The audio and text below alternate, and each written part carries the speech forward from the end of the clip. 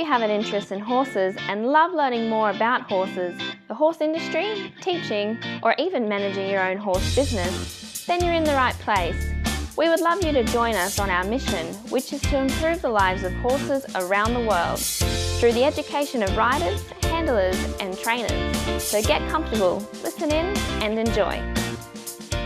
Today I'd like to introduce you to Kirsten Beard-Adams. Kirsten's an FEI dressage specialist, rider, trainer, coach. She also trains young riders and trains them up to Grand Prix level and trains young horses as well. Kirsten is also a qualified saddle fitter, so we're going to ask her about some saddle fitting questions a little bit later on, and she's an equine acupuncturist. How are you, Kirsten? Hello. Thank you for having me. Great to be here. Good to talk to you.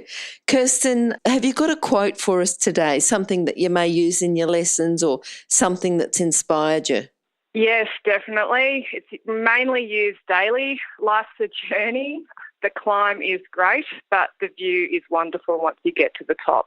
And that's something that we also have in our stable block on a daily basis, so I think it's very important. When did you first hear about it? The quote?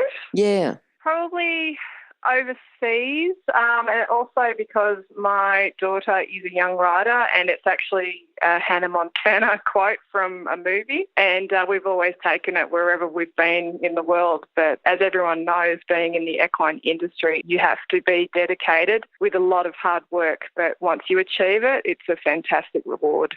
Yeah. Now, it's pretty fortunate for your daughter that you're there to help her and guide her along the way. What about how you started? Did you come from a horse family, or what was the story there?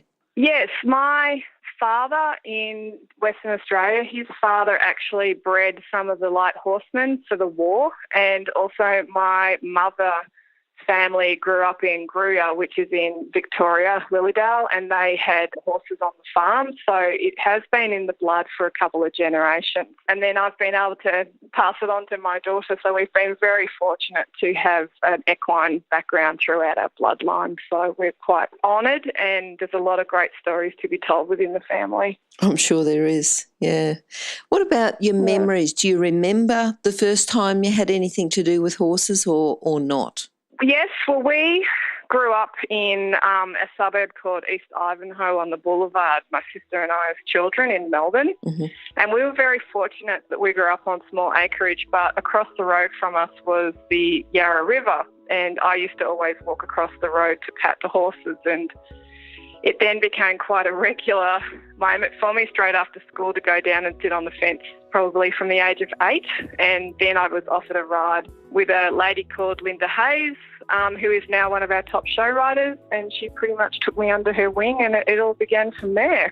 So we show rode for many, many years. We then moved out to outer skirts of Melbourne, where I was then introduced to an amazing lady called Virginia Creed, who is one of our top judges and trainers. And, then she took me under her wing with Andrew McLean.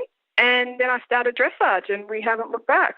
So we've just been very fortunate to have the right people behind us to also guide us through this industry. So, yeah, I'm very grateful. Yeah, names like that and people like that to guide you, certainly that's something to be treasured, yeah.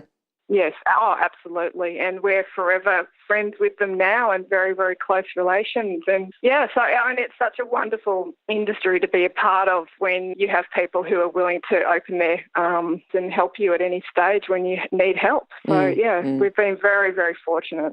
And then from there, was it just a logical thing then that you went along to become a coach and, work professionally in the industry? Did you have a bit of a gap where you might have done something after school? How did that work out?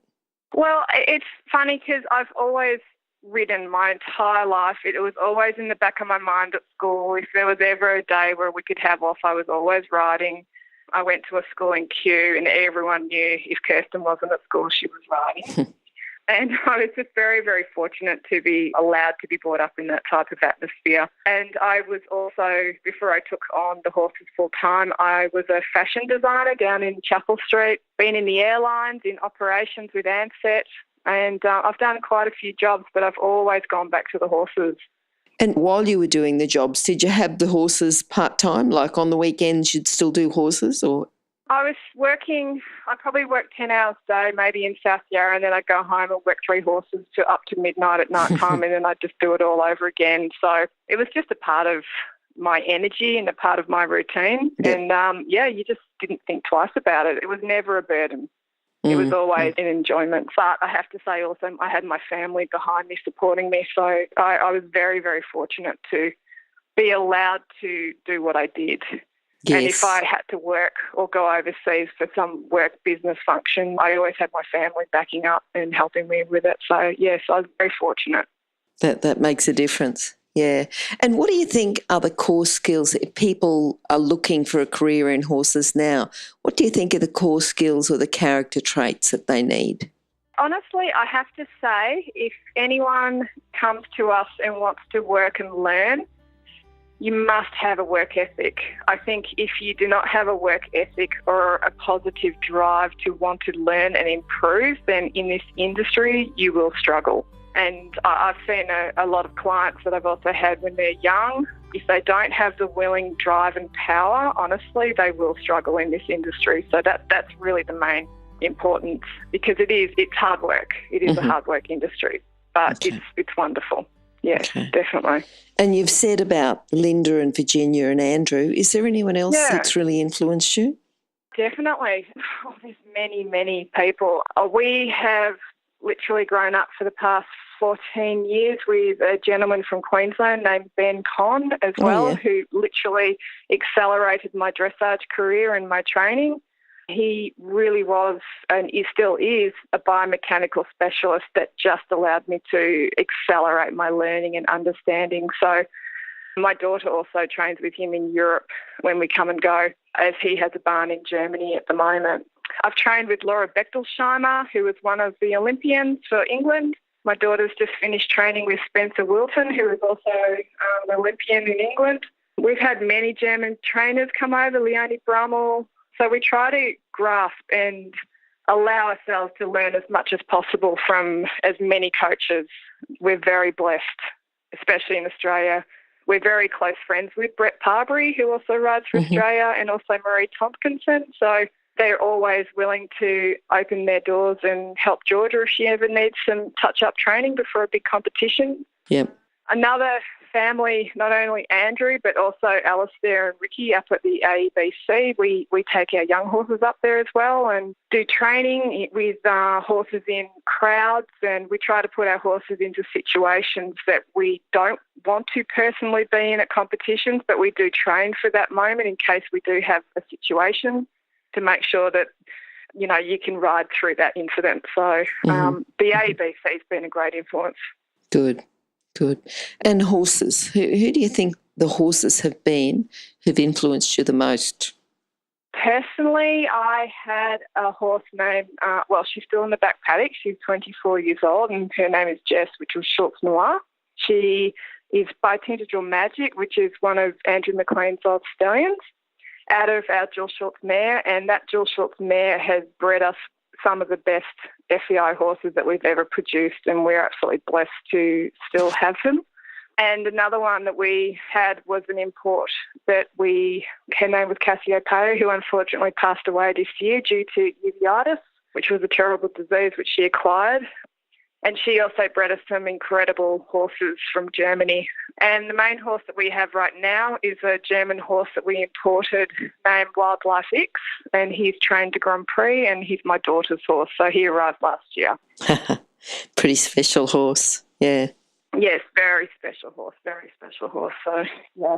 What do you think's your proudest moment that you've had?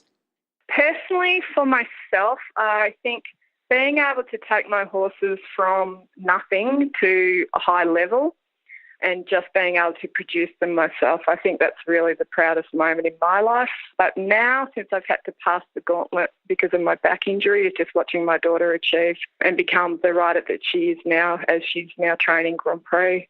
So that's been a very exciting blessing for our whole family, that she's now able to sort of ride for our state and / country in the future. Yeah. Has that been your biggest challenge, your back injury, or have you got another one? Well, unfortunately, we did have Black Saturday. We had to endure quite a few years ago. That was quite horrific for our whole family. Yep. And also, the loss of certain horses. When you live on a farm, there's always loss, there's always life. And, it's sort of that sort of situation, unfortunately. But I think my back finally gave way a year ago, where I had to end up having major surgery, and I'm just now able to start riding again very, very carefully. Mm-hmm. Mm-hmm. Yeah. All right. Yeah. I'm sure it would have affected you quite a lot. We don't realise when we have good health how good it is. Oh, definitely. Yes. I can actually understand and sympathise with elite athletes in any sport when it's been your whole life and your drive, and when it's taken away from you, it can affect you mentally and physically. But I've also been very, very fortunate to train my daughter through the levels to keep me going, and also because of, going on to new small businesses within the equine community. So that's been a great assistance. Mm-hmm, mm-hmm. So one of those small businesses has been saddle fitting, and I know that you're a qualified saddle fitter. What do you think is a common problem that horses have? Because it's the horse's problem, more so if the rider has a problem with their saddle, they do something about it straight away. But if the horse has a problem, it could be ongoing and affects them in a lot of different ways. What's a common problem that affects horses that riders maybe aren't aware of that can be fixed fairly easily? The most common situation, and this is one of the reasons why I became a saddle fitter with ASFA and also in Europe, was because I'm a trainer, coach, and I was riding most horses that came here. Due to badly fitting saddles and the horses were very uncomfortable, was the saddles were actually overflocked that made the saddles hard on the horse's back. The other one was what we call bridging, where you have pressure points on the corners of the saddle in the tree and the tree points, and we would actually find that the horses didn't want to move underneath you when you were asking them to do a movement. The way that you could see this was when you took the saddle off, if there were dry spots or brushed marks on their coat, that sort of gave you an indication of where the saddle wasn't actually working correctly on the horse's back. Mm-hmm. But this is actually one of the major reasons why I did become a saddle fitter, was because most horses that were coming for training had the wrong saddles. And it's just a part of now. We've kind of evolved to become more aware of comfort for our horses, and also a very important component is making sure the saddle also fits the rider. Mm-hmm. So we now have better access to better saddles throughout the world, and this is one of the reasons why I import for custom saddles from Holland, and which I'm very, very blessed to be a part of, because they also supply some of the biggest Olympic riders in the world. So, yeah. Oh, hang on a sec. Let me interrupt to let people know about the horse industry qualifications at onlinehorsecollege.com. If you have a look at the flexible options, there's online theory, and the practical components can be completed by video or with a qualified expert in your area. That website again is onlinehorsecollege.com. Okay, thanks.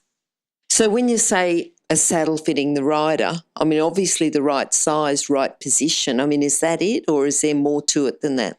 It's pretty much finding a saddle that is what we call allowing you to sit in a sweet spot in the saddle, where you don't have to keep putting yourself back into that position to enable you to have a better moment of forwardness or balance.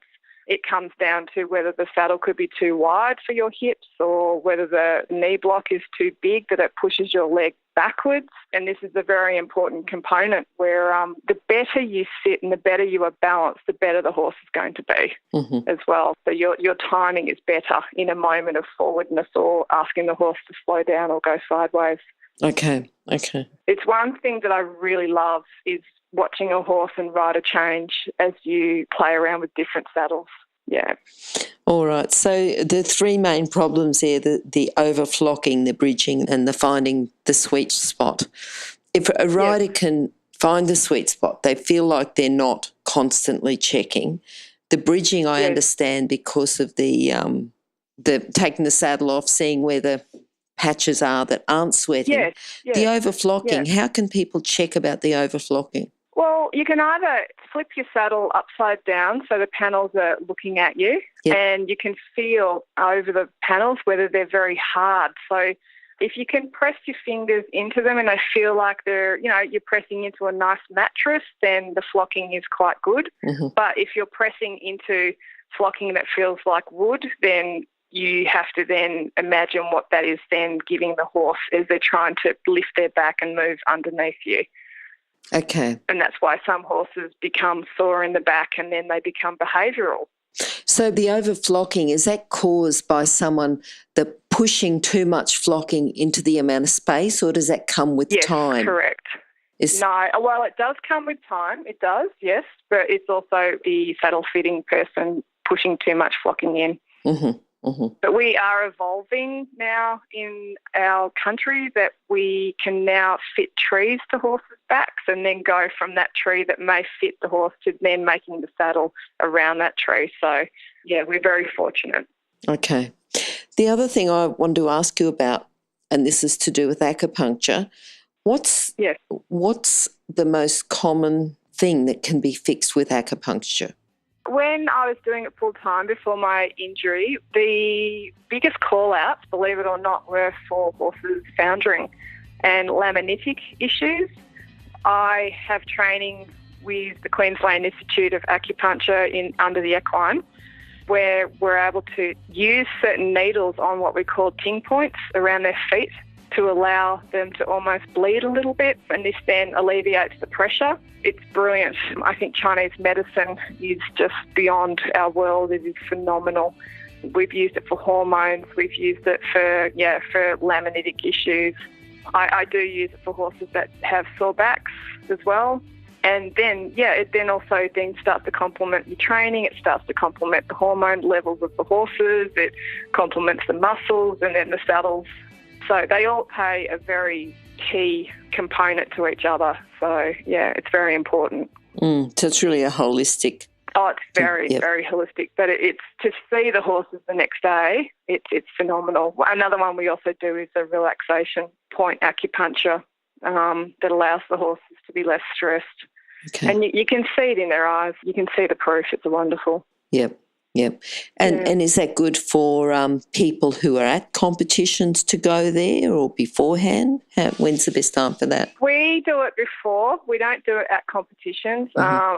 Some can. It's just there's certain ruling now in place with people acupuncturing at competitions due to the new laws that are in place.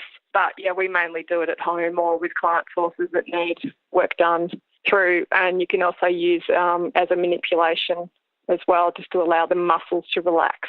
Okay. It is a wonderful, wonderful tool to have, Okay. And have you got a book that you'd recommend just to sort of help with this whole holistic or training or, Well, my main book that I've always gone back to is Klaus Backenhall. He is one of the masters of the original training, and he also was one of the main trainers for Laura Bechtelsheimer, who is one of our best English writers in the world. And it's just, under the coffee table in the lounge room, we do have a list of books that we always do go back to with any questions, but it's always going back to classical training. Okay. That's a book called The Art of Riding, is it? Yeah, I think so. But the other book that we do always come and look at is Andrew McLean's books. We always come, under the coffee table if we've got any questions. We're very much into a neurological approach as well with our horses and our training. And that's where Andrew McLean's books are just incredible. Okay. It just gives you a better clarity of understanding what the horse sees as to how you react as a rider or trainer. Yes, yeah. And coming from not just a general equestrian coach, because he is, but complementing that with the scientific background as well. Yes. All right. Yeah, it's wonderful. It is wonderful. But we also have a science. We're pretty much a science mathological family, so we love to sort of also read proof in scientific experiments to have a better understanding of what happens with the horses. Yep. Kirsten, what are you looking forward to now? The future, me riding again. Yep. It's very important for me. It's amazing what you lose when you have something taken away from you so quickly, unfortunately. But I'm looking forward to maybe Paralympics.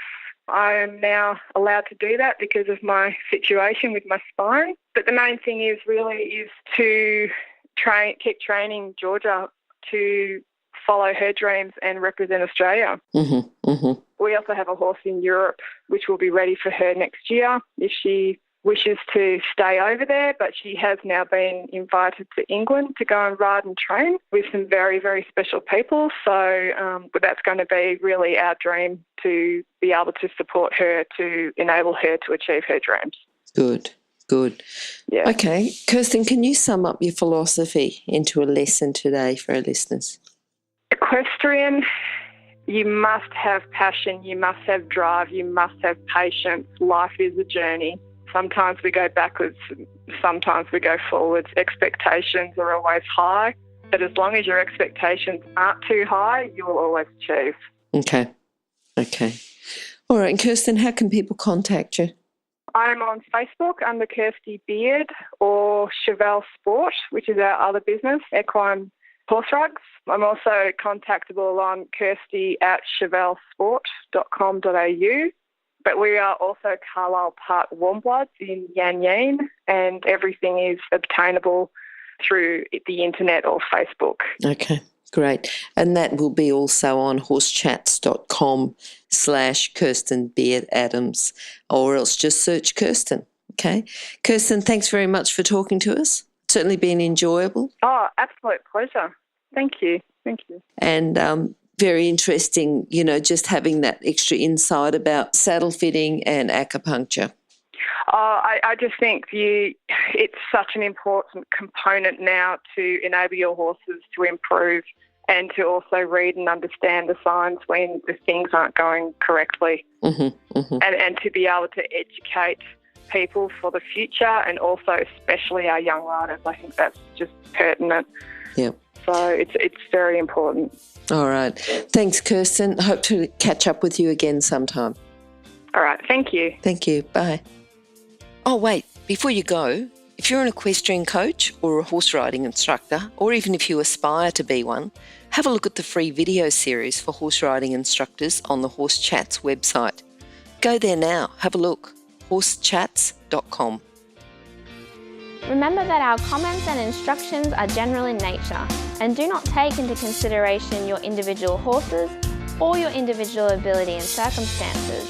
If you enjoyed this podcast, then please leave your comment below.